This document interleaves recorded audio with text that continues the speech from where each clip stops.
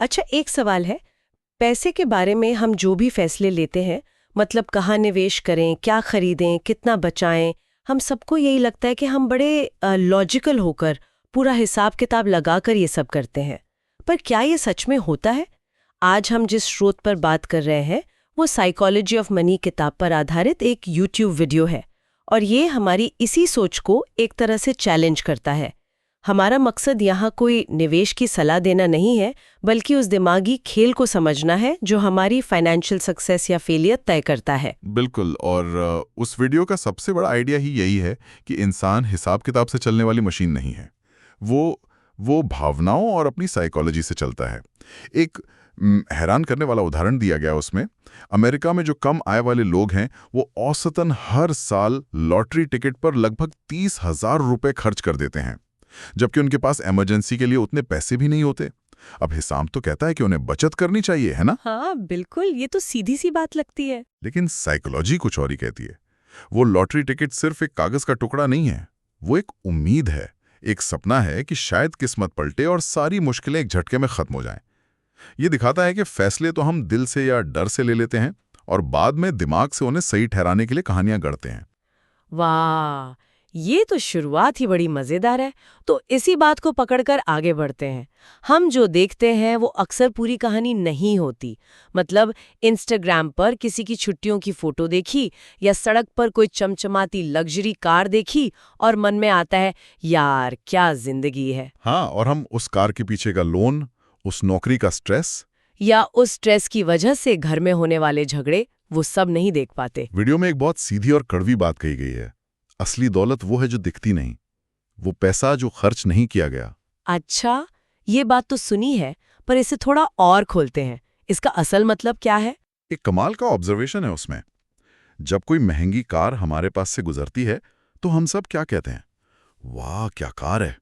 हम में से कोई ये नहीं कहता, वाह क्या आदमी है। सही बात है। इसका मतलब यह है कि हम उस इंसान की नहीं बल्कि उसकी चीजों की तारीफ कर रहे हैं। और वो बेचारा इंसान जिसने शायद दूसरों को इंप्रेस करने के लिए वो कार खरीदी, वो तो उस तारीफ का हिस्सा भी नहीं है। ये तो मैंने कभी ऐसे सोचा ही नहीं था। ये तो 100% सच है। हम हमेशा चीज को देखते हैं, इंसान को नहीं।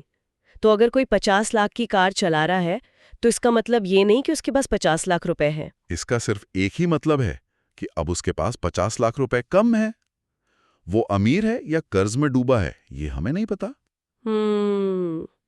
और यही दिखावे का चक्कर, जैसा कि वीडियो में बताया गया है, गरीब होने का सबसे पक्का रास्ता है।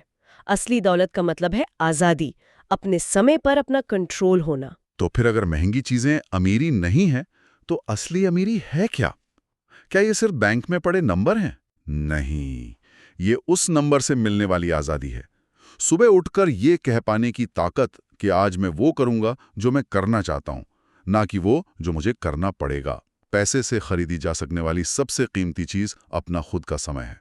यही वो दौलत है जो किसी को दिखती नहीं, पर जिसे आप हर पल महसूस कर सकते हैं। तो अगर असली दौलत छुपी हुई है, तो उसे पाने की कीमत भी छुपी हुई होगी, है ना? मुझे लगता है हम सिर्फ पैसों की कीमत के बारे में सोचते हैं। बिल्कुल सही पकड़ा। और यहीं पर दूसरा सबक आता है। हर चीज की यह कीमत होती है और वो हमेशा पैसे के रूप में नहीं होती। वीडियो में इसे समझाने के लिए एक जबरदस्त उदाहरण दिया है। मान लीजिए आपको 12 लाख की कार खरीदनी है। आपके पास मोटे तौर पर 3 ऑप्शन हैं। पहला, 12 लाख चुका दो। दूसरा, कोई सस्ती कार ले लो। तीसरा, कार चुरा लो। ठीक है, 99.9% लोग चोरी तो नहीं करेंगे। क्यों नहीं करेंगे? कार तो मुफ्त में मिल रही है। इसलिए नहीं करेंगे क्योंकि वो जानते हैं कि इसकी एक हिडन कॉस्ट है। जेल जाने का खतरा, समाज में बदनामी और हमेशा डर में जीने का बोझ। ये कीमत कार की कीमत से कहीं ज्यादा है। समझदार लोग उस छुपी हुई कीमत को देख पाते हैं। ओके, ये बात समझ में आई। ये लेकिन इसका निवेश से क्या लेना देना? वीडियो इसी लॉजिक को इन्वेस्टमेंट पर लागू करता है। जब आप बाजार में निवेश करते हैं, जैसे स्टॉक मार्केट में, तो आप अच्छे रिटर्न्स की उम्मीद करते हैं। ये आपका फायदा है। लेकिन इसकी कीमत क्या है? वो पैसों में नहीं है। इसकी कीमत है अनिश्चितता, शक, लालच, डर और धैर्य। हर दिन बाजार को ऊपर नीचे होते देखना और रातों की नींद खराब करना, ये वो कीमत है जो आपको अच्छे रिटर्न के लिए चुकानी पड़ती है। एक मिनट, तो स्रोत ये कह रहा है कि एफडी या सोने जैसी सेफ जगह पर पैसा रखना कार चुराने जैसा है? ये तो बहुत अजीब तुलना है। सुरक्षित रहना चोरी कैसे हो सकता है? हाँ, ये सुनने में अजीब लगता है, लेकिन तर्क ये है कि आप अपने भविष्य से रिटर्न चुरा रहे हैं। आपको लगता है कि आप कोई कीमत नहीं दे रहे क्योंकि आपका पैसा सेफ है, लेकिन असल में आप सबसे बड़ी कीमत चुका रहे हैं। बड़े रिटर्न कमाने का मौका गंवा देना, जिसे अपॉर्चुनिटी कॉस्ट कहते हैं।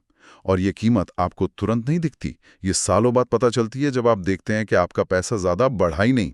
वाओ, ये सोचने का बिल्कुल अलग तरीका है। यानी निवेश की असली कीमत पैसा नहीं, बल्कि वो बेचैनी और डर है जिसे झेलना पड़ता है। ये तो पूरी सोच ही बदल देता है। बिल्कुल, और यहीं पर एक चेतावनी भी है। पैसा बढ़ने में सालों लगते हैं क्योंकि कंपाउंडिंग धीरे धीरे काम करती है, लेकिन ये बर्बाद रातों रात हो सकता है। एक गलत फैसला, डर में आकर की गई एक बिक्री या हद से ज्यादा लालच और सालों की मेहनत पर पानी फिर सकता है। ये बात सुनकर डर लगता है कि सालों की मेहनत एक झटके में खत्म। शायद इसीलिए कहते हैं कि अमीर बनने से ज्यादा मुश्किल अमीर बने रहना है। हाँ, और ये दो बिल्कुल अलग खेल हैं। अमीर बनने के लिए शायद आपको रिस्क लेना पड़े, आशावादी होना पड़े, लेकिन अमीर बने रहने के लिए इसका ठीक उल्टा चाहिए। थोड़ी सी सतर्कता और इस बात का डर कि जो कमाया है वो जा भी सकता है। इसके लिए एक सर्वाइवल माइंडसेट की जरूरत होती है। ठीक है, तो ये सर्वाइवल माइंडसेट सिर्फ सतर्क रहने से ज्यादा है। असल में इसका मतलब क्या है? इसका पहला और सबसे जरूरी हिस्सा है खुद को फाइनेंशियली अनब्रेकेबल बनाना। मतलब कुछ भी हो जाए, आप गेम से बाहर ना हो। बाजार 50% गिर भी जाए तो आपको अपनी जरूरतें पूरी करने के लिए मजबूरी में अपने शेयर न बेचने पड़े। अगर आप बस इतना कर पाए तो आप पहले ही आधे से ज्यादा लोगों से आगे हैं, क्योंकि जब दूसरे डर कर बेच रहे होंगे आप टिके रहेंगे। और अगर हम टिके रह पाए तो बाजार जब वापस ऊपर आएगा तो हमें फायदा होगा। ठीक है, ये समझ आया। और दूसरा हिस्सा क्या है? दूसरा है गलतियों के लिए हमेशा गुंजाइश रखना।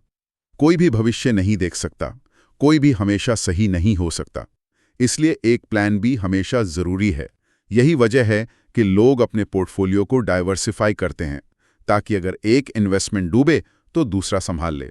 यही वजह है कि इमरजेंसी फंड इतना जरूरी है, ताकि नौकरी चली जाए तो आपको अपने निवेश तोड़ने ना पड़े। मतलब ये मानकर चलना कि कुछ ना कुछ गड़बड़ होगी ही। हाँ, और उसके लिए पहले से तैयार रहना। और तीसरा हिस्सा है भविष्य को लेकर आशावादी रहना, पर वर्तमान को लेकर थोड़ा डरा हुआ। मतलब लंबे समय में ये मानना कि दुनिया तरक्की करेगी और अच्छे निवेश पैसा बनाकर देंगे। ये आशावाद आपको निवेशित रहने की हिम्मत देता है, लेकिन साथ ही इस बात को लेकर भी सतर्क रहना कि आज जो सफलता मिली है वो कल छिन भी सकती है। ये बात सुनने में तो अच्छी लगती है, पर क्या असल जिंदगी में ऐसा होता है? मतलब एक पढ़ा लिखा एक्सपर्ट दिवालिया हो जाए और एक आम इंसान करोड़पति बन जाए, ऐसा मुमकिन है? बिल्कुल मुमकिन है, और स्रोत में इसका एक हैरान कर देने वाला उदाहरण है। एक तरफ है रोनाल्ड रीड। वो एक चौकीदार और गैस स्टेशन अटेंडेंट थे। उन्होंने पूरी जिंदगी एक मामूली तनख्वाह पर काम किया, लेकिन वो लगातार बचत करते थे और उस पैसे को अच्छी ब्लू चिप कंपनियों के शेयरों में लगाते गए। जब उनकी मौत हुई तो उनके खाते में $8 मिलियन यानी लगभग 55 करोड़ रुपए थे। क्या बात कर रही है, एक चौकीदार! ये तो अविश्वसनीय है। और दूसरी कहानी है रिचर्ड फस्कॉन की। हार्वर्ड से पढ़े, मेरिल लिंच जैसी बड़ी फाइनेंशियल फर्म में टॉप एग्जीक्यूटिव। शानदार करियर, जबरदस्त कमाई। उन्होंने कर्ज लेकर एक बहुत बड़ा घर बनाया। खर्च करने की आदत ऐसी कि पैसा हाथ में टिकता नहीं था। जब 2008 का वित्तीय संकट आया तो वो पूरी तरह बर्बाद हो गए और उन्हें दिवालिया घोषित कर दिया गया। एक चौकीदार करोड़पति बन गया और एक हार्वर्ड का फाइनेंस एग्जीक्यूटिव दिवालिया हो गया। ये तो पैसों के बारे में हमारी सारी धारणाओं को ही उलट देता है। इससे साफ पता चलता है कि आपका व्यवहार, आपकी डिग्री, आपकी सैलरी से कहीं ज्यादा मायने रखता है। यही सबसे बड़ा सबक है। रोनाल्ड रीड ने अमीर बने रहने की कला सीख ली थी, धैर्य और लगातार बचत, जबकि रिचर्ड फैस्कॉन सिर्फ अमीर बनना जानते थे, बने रहना नहीं। वीडियो में कहा गया है कि गरीब मानसिकता वाले सोचते हैं कि जब ज्यादा पैसा आएगा तब मैनेज करना सीखेंगे, जबकि अमीर मानसिकता वाले सोचते हैं कि जब हम थोड़े पैसे को अच्छे से मैनेज करेंगे तो पैसा अपने आप बढ़ जाएगा। ये कहानियां आंखें खोलने वाली हैं। तो चलिए अब कुछ ऐसी ठोस सलाह की बात करते हैं जो लोग असल में अपनी जिंदगी में अपना सकते हैं। सबसे पहले बचत की बात आती है। हम सब बचपन से सुनते आए हैं, पर ये इतनी जरूरी क्यों है? क्योंकि आपकी बचत दर आपकी आय या आपके निवेश के रिटर्न से ज्यादा महत्वपूर्ण है। ऐसा इसलिए क्योंकि ये पूरी तरह आपके कंट्रोल में है। आप ये कंट्रोल नहीं कर सकते हैं कि बाजार अगले साल कितना रिटर्न देगा, लेकिन आप ये कंट्रोल कर सकते हैं कि आप अपनी आय का कितना हिस्सा बचाते हैं। बचाया और निवेश किया गया हर एक रुपया आपके भविष्य का वो समय खरीदता है जो शायद किसी और के लिए काम करने में जाता। और ये भी सच है कि कम सैलरी वाला इंसान भी बचत करके अमीर बन सकता है, जैसा हमने रोनाल्ड रीड के केस में देखा। लेकिन बिना बचत के कोई अमीर नहीं बन सकता, चाहे वो लाखों क्यों ना कमाता हो। बिल्कुल। इसके अलावा कुछ और छोटे छोटे लेकिन बहुत काम के सुझाव हैं, जैसे अपने वित्तीय फैसले किसी को दिखाने के लिए मत लो। ये उस दिखावे वाली बात से जुड़ा है जिसकी हमने शुरुआत में चर्चा की थी। और अपनी आय से कम में जियो। ये सुनने में बहुत आसान लगता है, पर शायद सबसे मुश्किल यही है, खासकर जब चारों तरफ लोग खर्च कर रहे हो। हाँ, और वीडियो में एक बहुत अच्छी बात कही है, भविष्य की कमाई को आज ही खर्च कर देना आपको एक ऐसे जाल में फंसा देता है जिससे निकलना लगभग नामुमकिन है। एक और सलाह है कि अपनी खुशी को महंगी चीजों से मत जोड़ो। व्यायाम करने, किताबें पढ़ने या कोई पॉडकास्ट सुनने जैसी मुफ्त या कम लागत वाली चीजों में खुशी ढूंढो। जब आपको खुश रहने के लिए ज्यादा पैसों की जरूरत नहीं होती तो बचत करना बहुत आसान हो जाता है। और इमरजेंसी के लिए हमेशा कुछ कैश हाथ में रखना, ये बात मुझे बहुत जरूरी लगती है। बहुत ज्यादा, क्योंकि ये आपको मजबूरी में अपने अच्छे निवेश बेचने से बचाता है जब बाजार गिरा हुआ हो। और आखिरी बात, कंपाउंडिंग की ताकत को बिना वजह मत तोड़ो। असली दौलत वहीं बनती है जब आप अपने पैसे को सालों साल बिना छेड़े बढ़ने का मौका देते हैं। धैर्य, ज्यादा बचत दर और लंबे समय का आशावाद, ये 3 चीजें हों तो सफलता लगभग तय है। तो अगर हम इस पूरी चर्चा को समेटें तो इसका निचोड़ क्या है? वीडियो एक बहुत ही मजेदार विरोधाभास की ओर इशारा करता है। ज्यादातर लोग कहते हैं कि वो करोड़पति वाली लाइफस्टाइल चाहते हैं, लेकिन जब वो ऐसा कहते हैं तो उनका असल मतलब ये होता है कि वो करोड़ों रुपए खर्च करना चाहते हैं। और यहीं पर सारी गड़बड़ है। अगर कोई अपने सारे करोड़ों रुपए खर्च कर देगा तो वो करोड़पति रहेगा कैसे? ये हमारे दिमाग की असली लड़ाई है। अमीर दिखने की इच्छा जो खर्च करने से पूरी होती है, बनाम असल में अमीर बने रहने का लक्ष्य जो पैसा अपने पास रखने से पूरा होता है। ये बहुत गहरा पॉइंट है। हम दौलत को हमेशा खर्च से जोड़कर देखते हैं, जबकि असली दौलत वो आय है जिसे खर्च नहीं किया गया। बिल्कुल। तो आखिर में एक सवाल हम सबको खुद से पूछना चाहिए, और शायद इसका जवाब ही सब कुछ बदल दे। सवाल यह है, हमारे पैसे से जुड़े लक्ष्य क्या हैं? क्या वो दुनिया को अपनी सफलता दिखाने के लिए पैसा उड़ाने पर बने हैं, या वो अपने और अपने परिवार के लिए आज़ादी और सुरक्षा खरीदने के लिए पैसा बचाने पर बने हैं? हो सकता है इस एक सवाल का जवाब ही तय कर दे कि कोई सिर्फ अमीर दिखेगा या असल में अमीर बनेगा और बना रहेगा।